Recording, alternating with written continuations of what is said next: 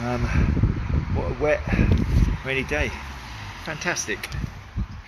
On the computer all morning till lunchtime and couldn't wait to get out in the rain.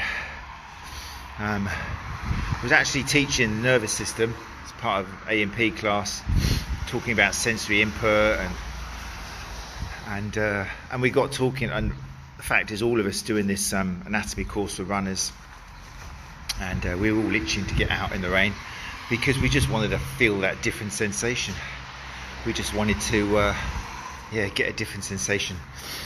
And so if you are a runner and you find yourself going, oh, it's raining now, I don't want to go out, no, then you've got the wrong pair of glasses on. You should be celebrating that it's raining a bit, because you've got a lovely new sensation out there to enjoy. Make sense? It might sound horrible, but it's not. Man, get out there, embrace the elements. It's not that windy down in the UK, I don't know what it's like where you are, but it's just glorious. The sea is rough. You just feel totally different temperature. It's lovely. So it's good. I'm happy. It's raining. If you're a runner and you've had a run in the rain and you disagree, then fine. Feel free to leave a comment. But equally, if you're a runner and you've had a great run in the rain, then tell us about it. I'd like to know. So this particular Facebook Live is in response to a few things that have been going on during online consultation that I've had. It's kind of another familiar concept, and also the result of a few things I've seen in running forums, which I kind of hang out in, particularly the running community, which I always like to give a shout out to, because they've got some good advice happening in there now. There's a few people who have caught on. Some of them are sports therapists, some of them are physios, some of them are just runners who have seen the right people, and they're spreading some pretty good news in there. There's still a lot of myth and misconception, which I'm going to go into, and that's the why I've taken to camera today, but we'll talk about that. But if you are a runner and you're a member of a running community of some form, one of the running online forums, then do try and kind of change the way of thinking in there. I'm making this video really so maybe you can link to this. A lot of forums don't let me link anything in there. You get shut down straight away. No self-promotion in forums, which is fair enough. It must be very difficult. So if you are in a forum and you see people going, oh, I've hurt myself and I had a week off and it was fine, and then I went running and it hurt straight away again. What's all that about? There's so many of those threads out there, and that's what we're going to talk about today. And it's called Running for Rehab, or Running as Rehab.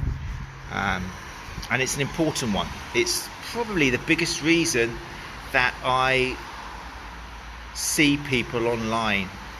It's one of the biggest reasons. People who have seen therapists, they've seen physios, they've seen chiros, they've had this done to them, they've tried out this, and then they've gone back to running and the pains come back straight away. And there's a common theme to this, which is what I'm going to talk about today. Right, first of all, before I do, let's just say hello to a few people. Elizabeth Scott, hey, how you doing? Becky DeMott Horton, how are you? Nice to see you in here. And Timothy Grigg is here as well. I didn't announce this one today, so there might be a few less of you here today, but feel free to chime in if you want to ask any questions or make any comments if you're a therapist as well. It's always nice to hear from you anyway.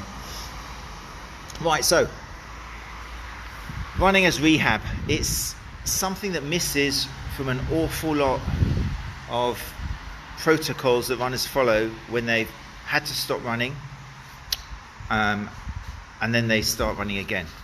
Okay, and it's not the runner's fault always. Sometimes it's because the therapist they've seen or the advice they've seen online has missed out this very important piece, and often it's because the advice they've received from other runners in forums, which is so popular because it's free advice often, or it always is free, is all anecdotal evidence, and very, very rarely do people actually non-therapists give this piece of advice. So at some point in your rehab, okay, and rehab just means you've lost function, i.e. you're not able to run as well as you did before, maybe as fast as, or maybe as far as, or maybe as much of an incline as before. So your function's gone, albeit temporarily, and you want to get back to that function. You want to get back probably to even better than before. That's how you're going to measure your success. So that's how we define rehab. We are rehabilitating you to get back to your previous function or more. Make sense? Some people don't like using the word rehab, and for a while I tried to avoid it because it conjures up an image of kind of like a catastrophic vocabulary sort of thing, like this image that the runner needs rehab. It's negative, but I think it's a useful word. I've come back on myself a little bit, and I like runners to think, yeah, I am actually rehabilitating this, because it shows that there's a process, and that process is going to be a bit of a ladder. In actual fact, it might not be a straight line. It probably won't be. It will be climbing and then dropping a bit, and climbing and dropping a bit. But what you don't want to do is climb and then fall off the whole ladder and come back to the beginning. And that's what happens way too often. People fall off the ladder or fall off the wagon in a different type of rehab. So when you hurt yourself and you can no longer function in some form of capacity, your trick, and whether you do it yourself or whether you get advice from a professional, is finding at what point you can start your rehab on the ladder. Does that make sense? For example, let's imagine you were running on the trail and you put your foot down a rabbit hole or something, you gave it a really nasty twist, okay, and you've sprained some ligaments. You're going to be pretty much at the bottom of the ladder. You're limping, you can't weight bear, okay, so you're at the bottom of the ladder. Okay, so we need to make sure that your rehab starts with allowing things to calm down, and then maybe starting gentle ways of allowing your body to weight bear again, albeit very tentatively. It's going to be taking measures to bring the pain down so we can start putting a bit more weight on, and then eventually it's going to be maybe standing on that leg by itself. Then it's going to be maybe a little bit of adding some weight to that leg and moving around on it, and various things. And the whole time the way is you're climbing up the ladder. Okay, so straight away this explains why some runners who hurt themselves, they have a rest. Okay, so the symptoms come down. Rest will generally bring symptoms down, and it's one of the red flags actually. If you're a runner and you're trying to think, well, do I need to get some professional help? As I explained this morning in a forum, if you can't weight bear at all and you're in extreme pain, then I would get some professional help. Get a 30-minute consultation so they can actually tell you whether you need to be going to A&E or not. They can hopefully give you some tests where they can set your mind at ease and say, look, I just want you to relax for 3 or 4 days, put your foot up, put some ice on if it's appropriate, ibuprofen if it's appropriate, and that sort of thing. So if you can't weight bear at all and you're in massive pain, then get a 30-minute consultation. You shouldn't be paying much more than 30-40 quid for that. But it'll set your mind at ease, or it'll let you know whether you have done something serious to yourself and you need to actually go to A&E. But if it's not that, if it's just hurting, and maybe you're limping a little bit, but you can still kind of weight bear, take 3 or 4 days of RICE protocol. Okay, which just means that you're resting, you're avoiding putting too much weight on it, you're elevating it, you're using ice, maybe some ibuprofen. You're just trying to give time for your body to calm down over this initial shock. If the symptoms start coming down, and sometimes you might find that day 2 you can actually walk again, or day 2 you can actually jump again. But even then, you still don't go straight out and run on it. Okay, because although the pain's gone, it doesn't mean that you have rehabbed it. You haven't restored function. Your body's got no reason not to worry the next time you suddenly decide to hop from leg to leg and start running. So you've always got to think, okay, day 2's come along and it's actually feeling better. I'm about halfway up the ladder now. I can tentatively jump from 2 legs to 2 legs, but I can't hop yet. And this is often one of the tests we do, and I've done with probably 5 or 6 online consultations to see whether they're ready for running. And there's a video on YouTube, very simple progression, which goes from 2 feet jumping a little distance, and the body will tell you whether it's ready to do it or not. And if you're happy with that, you can progress the distance. So you do a jump with 2 feet a little bit further, maybe a foot, maybe 2 feet or something. And if you're happy with that, you can try it sideways, you can try it backwards, you can try it around a clock to see if the angle makes anything different, and you're just restoring capacity, and also you're testing whether you're ready to go out running. If you can do 2 feet happily and the pain's less than 3 out of 10, then maybe what you would do is you would then increase the load by hopping from one leg to the other leg. Now again, you decrease the distance. You just want to test your body. You don't want to shock it too much, and see what it's like going from maybe your symptomatic leg onto the non-symptomatic and vice versa.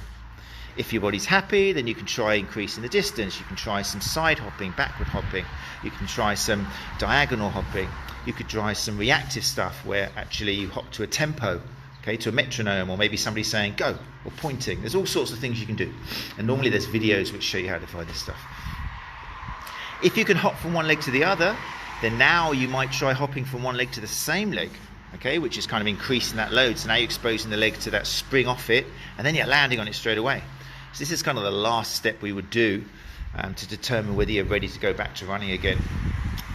And then you can increase the distance, and so on and so on. But all of this stuff is really important, because the test becomes the exercise. If you find that you're okay jumping from 2 feet to 2 feet, but you can't jump from 1 foot to the other foot, there's your exercise. You've got to gradually expose your body to that stimulation until it gets happy with it, until you build whatever it is. It could be building strength. You don't know what's happening inside. It's probably a combination of your brain relaxing, the nervous system relaxing, and a combination of you restoring strength, mobility, all sorts of things. To say the truth, it doesn't even matter what's happening inside. All you're doing is you're getting tangible evidence that you are getting more functional, that you can actually function closer to what you want to do. So few runners get this advice in a running forum. A lot of runners don't even get this advice when they get help from a therapist. And one of the biggest reasons is runners still feel that it's a passive intervention. It's a massage, or it is some kind of a stretch, or it is an adjustment. It's something done to them which they feel is fixing them. And then they feel, because they're fixed by a therapist or whatever, they feel they can then go out and run. Very rarely works. And when it does seem to work, it's probably not for the reasons which you assumed. I'd put money on it that it's not the manipulation which has suddenly allowed you to run again. It's not the needle being stuck into your Achilles which has suddenly allowed you to run again. I very much doubt that. Your body's more complex than that. Okay, you'll see a common theme amongst myself and people who I work with, that we really don't believe that a third party can actually do much to you to restore capacity, in the sense that they twist or poke or rub or stick something in you. It doesn't really work that way. It's the same way as taking a paracetamol or something. It'll make the pain go away for a while, but you know what? If you then continue doing what you're doing before, the pain's going to come back. So you reach the stage where you can go out and run now. You've proved to yourself you can hop from one leg to the other leg, a big distance. You're happily bounding away in your garden, and now you're ready to actually go out and run. But still, you don't go and do a park run. You don't go and run 5k to test it.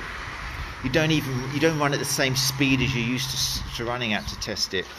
Running is now part of that ladder towards the top. Congratulations, you've got past halfway. You've got to like 70% up the ladder, but the last chunk of the ladder is running as rehab. And that's when you're going to expose your body gently to running, but you're going to take it right back to maybe a run-walk interval. You're going to take the tempo down. You might take the incline down. You might take, it all depends very much. And this is where seeing a therapist can help, because they'll indicate what type of tempo and what type of terrain probably suits what you've done to yourself. I'm not just saying that because I'm a therapist who offers that sort of advice, but it does make a difference if you have had a hamstring injury. It's proximal, for example, which means you definitely should avoid tempo and incline, for example. It does make a difference whether you're advised to go onto a nice flat route or whether you're actually advised to go onto a rugged off kind of trail. But if you really want to avoid paying for a therapist, or you haven't got the money, then just take baby steps. Just expose yourself gently and use your body as a guide. Walk run is very rarely done by runners. They really don't seem to do it. They test themselves by running a mile. Actually, they test themselves by running 2 miles, and the next day they'll do 5 miles because they're so impatient to get back to where they were. And we understand that. If you see a therapist who's a runner, which is what obviously I advise because I'm biased, they'll get that. I'm rehabbing myself now. For 4 months I've been rehabbing this friggin' heel, and only today have I actually taken myself off the flat road a little bit and exposed my foot and ankle to a little bit more of a rugged terrain to get used to it. And I'm feeling the body kind of letting me know, whoa, what are you doing, Matt? What are you doing? What are you doing? And that's fine, because I want to expose it. I want to feel my body going, oh, are you sure about that? But I've chosen a terrain which is suitable for it. So depending on what you've done to yourself, running as rehab can last months, but you're out there, you're running. You saw my face when I started this. I was ecstatic. I had a lovely 10-mile run. It was fantastic.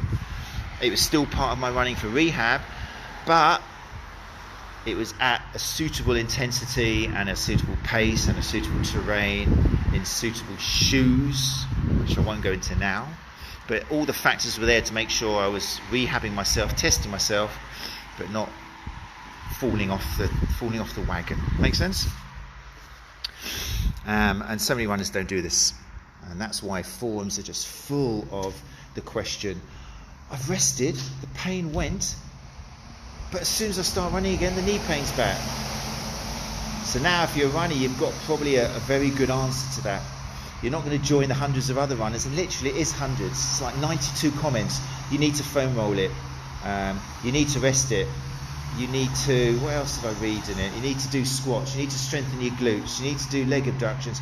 All of these bits of advice, which are all very well meaning, and they're probably all things which have worked, or they presume they've worked for the runner who's given this advice, but it's just anecdotal suggestions and evidence. And I didn't read one person today, apart from a sports therapist who gave very good advice.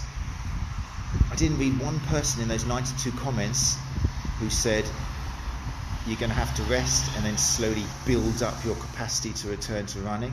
Not one. Most of it was foam rolling. Friggin' foam rolling. In the 2003, I was probably the biggest advocate of foam rolling out there, because it was kind of relatively new, and I was working in the gym and we had them all delivered, and it was foam rolling the whole time. We'd get foam rolling as a pre-warm-up, as a post. We'd do foam rolling all the time. We'd be foam rolling other people. We'd playing with sticks with different little things. In 2020, people, we need to realise that foam rolling is kind of the equivalent of a massage, in the sense that it might make you feel better, okay, which is no small thing, but it's not going to fix anything. Okay, it's not going to fix things. It's not going to make you stronger. It's not going to make you more flexible. It's the equivalent of rubbing your arm when you've banged it. So, and yet it's probably the most common piece of advice I see out there in running forums: get yourself a foam roller. And unfortunately, although it's with good intention, it's one of the most naive comments that anybody can give in a running forum. And if it's a therapist giving out advice, then metaphorically, of course, slap around the face a few times. Anyway, anybody want to back up foam rollers and defend them? I don't know, it's just me talking here. I am but one. Right, let's have a little look at the comments. I don't know how long that monologue was for. I apologise, but that's what my intention was to get out today. And that's what I wanted, a link. If you're in a running forum and people are confused and having this problem, just say, you need running as rehab, and direct them towards this live. I'll stick it on YouTube as well after, so it's easier to find it on YouTube. Just go to YouTube channel Runchatlive, and you'll see all of my advice for runners up there. Right, let's have a look. Timothy Grigg. Really frustrating as a sports therapist. I often see clients who have run multiple times before getting a diagnosis. More often than not, I can keep them running with associated load management and rehab. Cool, yeah. It's in an ideal world, all runners would have a little 30-minute consultation with a professional, and that's all they'll need to keep them on track. Yes, it's 30, 40 quid, but you know what? If you can get back into running and that'll set you again for the next 6 months until you injure yourself again, then happy days. It's not bad really, 30, 40 quid for 6 months of running. In reality, I know that runners are scared about doing online consultation because they think that it's going to be like, oh, what have you done to yourself? That's not very good. Well, I'll tell you what, I'm doing a deal here where if you pay for 5, you get 6 consultations, and before you even know what it is, okay, it is an industry, unfortunately, which is full of get people in even though you don't really need to see them. So I understand why runners run a mile. There's no pun intended, from people offering advice. But the big difference is, it is advice, it is education which is being sold. And that's one of the great things about online consultation, is people can't sell you an adjustment anymore online. People can't sell you a rub or a massage or a special kind of manipulation. So, although, I read today, oh God, I didn't realise. I read today online that chiropractors and osteopaths are actually allowed to stay open. I didn't realise that. Sounds like a very grey area, because it says if it's an emergency. Now, forgive me, but I don't know if a chiropractor wants to step in here, but I can't imagine anything that a chiropractor or osteopath can do that's an emergency. Now, I might have just kind of made massive enemies with any chiropractors or osteopaths out there, but I know with other chiropractors and osteopaths, they'd agree with me. They'd be the first ones to put their hand up and go, forget that. This is a kind of an important time where people minimise contact. There's nothing in a chiropractor, that manipulation they do on their back. No. It's not a reason to risk death. Sorry. No. But it's the only thing which has saved me, and my back's in spasm, and I'll go and see the chiropractor, it all feels better. There's other ways of relaxing that without having someone click you back into alignment again. I'm very surprised that we live in a world where they're allowed to stay open and treat people. It makes a bit of a mockery of the whole thing, but anyway, maybe someone can get back to me on that if I've spoken out of turn. Hey Jessica, hey, of course, you have to say hey Jessica, because then I realise that it's that Jessica with the hey, how you doing? Mark Bowes, how you going, mate? I was just bigging up running community, got some great people in there now, and I'm really, again, I thank you for not chucking people out when they are giving good advice. It's some good stuff. And I can see it, out of all the communities I go in, the running community really does seem to have, the tide is changing. In the comments now, it's like 50% of people saying, oh, but it's not all stretching, oh, but it's not all overpronation. It's cool, I really enjoy it. It warms my cockles. Talking of warm cockles, no, it's alright, fine. Stay out a bit more. Cara Gregory, how you doing? Jojo Babe, how are you? Hey Jessica says, I used to fall off the ladder frequently. I am learning. And this isn't Alcoholics Anonymous, Jessica. I'm not sure if you're in the right meeting. Oh, I see what you mean. Yeah. That's true. We all do. I think we all do. Jesus. If you're a runner, you're falling off the ladder. Easy. If you're a therapist and a runner, you're falling off the ladder. You need to fall off the ladder to be able to know what you're talking about. Michelle Rose, how you doing? Emma Bergen-Kisby's in the house. How are you, Emma? Police cars, okay. Graham Knight's watching. Hey Graham, how you doing? Paolo Marigetto's in the house. Anita Ascar's here. Oh well, there's loads of people out there. Kirsty Therapies, how you doing, Kirsty? Right. Hey Jessica says, it's very handy advice. I'll be checking out the video later. Yeah, it's just, I've only got about 50 videos online, because I think pretty much they can all be moulded and adjusted and progressed and regressed into another 100 videos. The video I show of the running, I think it's called running rehab drill, is just me travelling forwards, but you could travel sideways, you could travel backwards. We often give people a clock where you can jump to the 1 and then back again to the centre, to the 2. So yeah, have a look through, and there's all sorts of different varieties. There's no such exercises as just something that someone's made up. You can create your own exercises. Simon Spooner, hey Simon, how are you? Has anyone been out running in the rain today? I forgot to say at the beginning, I was like, if you've been out in the rain, then let me know. I must admit, I didn't see any other runners. Matt Grice is here. Andrew Ayers, how are you, Andrew? Andrew Ayers, there's someone who I've seen some great advice coming out. I think it's you actually, Andrew, who I've seen in the running community. Was it you, Andrew? I think, Andrew, was it you who wrote something like, and here comes the advice once again? Wasn't that you or something? Or here come the comments? I think it was you. It's kind of we have to be careful, don't we, not to sound too sarcastic, but yeah, it is. Here comes the advice. All these people telling you what you should do, and they don't even know what's up. Andrew Ayres says, who fixes the therapist? Yeah, tell me about it. Bloody hell, it's so difficult I was about to have an MRI literally on my heel, just to check for a couple of things, because it's just, I've tried so much conservative management of it, and then the COVID thing came in, and so I wasn't able to get the MRI.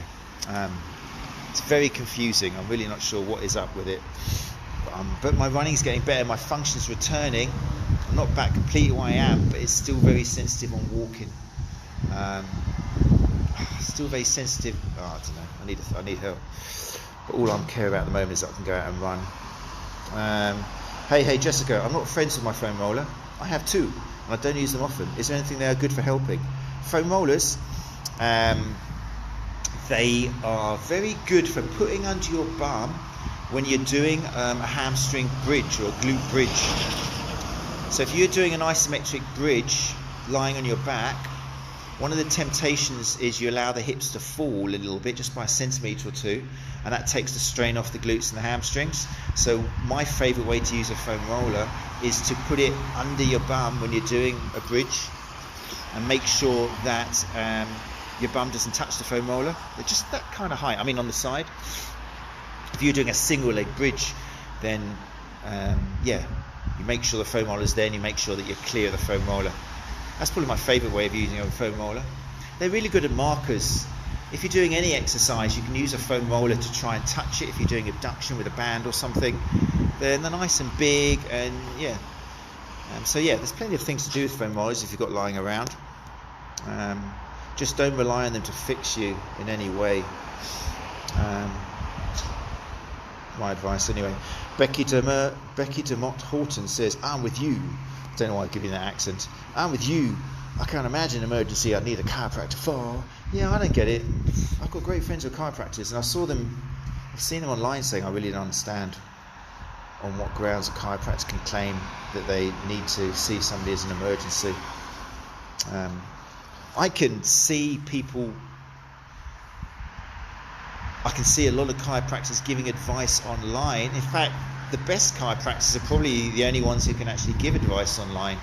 Because if you take the manipulation out of a chiropractor's toolbox, if they've got nothing left and that's all they relied on, then maybe that means they're quite an antiquated chiropractor, and they still kind of believe they can fix your elixir of life by changing the position of your spine or something, like in the kind of 19th century. But if they've got more in their toolbox, which I know a lot of modern chiropractors have, and it's not just a case of restoring your alignment, then those chiropractors, great. I wish every success to them online. And there are a lot of them around who have moved on. Isn't there like a... I can't remember, I won't go down there. Elizabeth Scott says, I'm forcing myself during this C19 time. No races to tempt me to accompany someone on a couch to 5k regime. Hope this relative resting graded exercise helps me rehab my knee. Thanks for Al. Thanks for all your good advice as usual. As for Elizabeth Scott, I hope it does work with you. There is a lot of discipline involved in kind of graded return, but there should also be a lot of celebration as well, because if you're setting yourself smart goals, without sounding too corporate, if you've put the rungs of the ladder at places where you can celebrate when you reach each new rung, then it should be a series of celebrations, of champagne. Shouldn't it really, if you look at it that way? It's quite positive, isn't it, with me? So, rehab should be a series of celebrations. Keep in touch, Elizabeth. Let me know if it does work for you. Andrew Ayres says, I'm a podiatrist. We are told to stay open by government. Professional body says no routine treatment, emergencies only. Not sure what chiropractor can do though. I see podiatrists, I can see, especially even the whole chiropody thing, I can see maybe more, definitely. I mean, I can see lots of surgical procedures which might be an emergency. Just not quite sure about a chiropractor though. That's interesting, Andrew. So what sort of things have you done, Andrew? Are you seeing people? And if so, what sort of things have you done? I'm interested in that. I know obviously if you work with diabetes and things like that, then there's loads of things that podiatrists need to see people for. Let me know, Andrew, what have you done? Bronwyn Purley is watching. Kate Phillips is watching. Oh, my wife's watching. That's nice. Hi, Kate. Does that mean I've got to go home? What time is it? Andrew Ayres, yeah, that was me. Andrew, yes, it was you, wasn't it? Yeah, good on you, mate. And that was in the running community, I believe, wasn't it? It's good. It's you saying things like that which makes people... Yeah, it's tricky, isn't it? Education. Anyway, people, that's it. I need to get home now. I want to get home now, see my family. Tuesday afternoon is quite nice for me because I don't have any lessons. I haven't got any online consultations. So I hope this has been valuable to you. I'm going to have to edit this down severely before I put it on YouTube because it's just turned into Help Matt's Heal afternoon. But I appreciate all the advice. Yeah, that's it. So before we talk any more about my heel, maybe I'll start a Facebook Live just about my heel. We'll do it in private. Hey Jess says, I quite enjoyed the chat. We'll check out some of the videos. Got to go finish some of my recording, work on some mobility today. Yes, you go and do that. Hey Jess, I love the stuff you're putting out.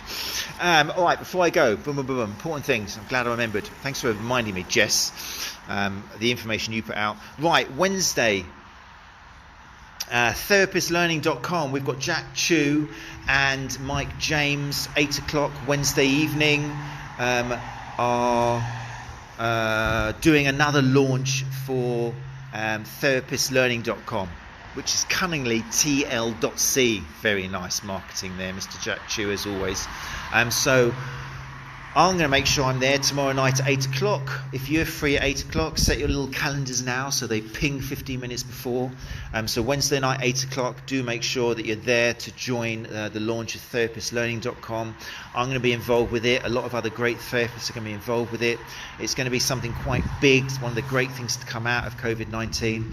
So do join them, and I'll be there Wednesday, tomorrow, 8 o'clock GMT on Facebook Live. And then Thursday, do please stick 8 o'clock as well in your little calendar so it pings to join me and the fantastic one and only TODD HARGROVE, who is going to be talking to us about his latest book, Playing with Movement. But also, I mean, if you haven't met Todd before, he is one of these people who will change your lives as a therapist. I'm thinking a lot of people in here actually do know Todd, because I know a lot of people in here on the same page as me and probably read the same things. Oh my God, Steve John, that was a really good chat. Please stop it. So do join us live. Traditionally, the live recordings of Runchatlive, we don't get many more than 40 people in the house because people just watch the recording. But now, probably a lot of you haven't got to be up early in the morning, and hopefully you're looking forward to something to do with your hour. So I'd love to see a room full, brimming with minds and questions to put to Todd as he joins me Thursday, 8 o'clock, Facebook Live. Spread the word. Let's give Tom a rapturous welcome as we chat to him for an hour about playing with movement, about how a lot of the time we're too regimental in exercise. We give out reps and sets, and we take out all of the fun. We take out a lot of the investigative thing, which is how the body restores itself and often heals itself. Kids grow stronger through playing, through experimenting, through all sorts of things which we've got so boring, and it's something that therapists can definitely take away when they're giving exercises and looking at how to help people in pain. And also people, runners, I'm going to obviously try and steer it towards running related, but if you're not aware already of his first book, then I mean that's like probably number one of the top 10 books in my shelf, which I would definitely recommend you have. And then Playing with Movement, the follow-up, which was last year 2019, it took him 5 years, is a great one as well. I've read that recently for the second time since I knew he was going to be a guest, and it's just Todd's way of writing is fantastic. He's a fantastic writer, and he makes complex subjects, modern concepts from pain and neuroscience, and connecting what we know about the body with how we should be prescribing movement. It's amazing. He's really great, and he's a lovely bloke as well, and very funny. That's 8 o'clock on Thursday GMT. But hopefully I'll see all of you and everybody in here, and I'll be looking out for you. tomorrow at 8 o'clock for therapistlearning.com on Facebook Live as well. Right, that's it. Thank you very much for joining us. Bye bye.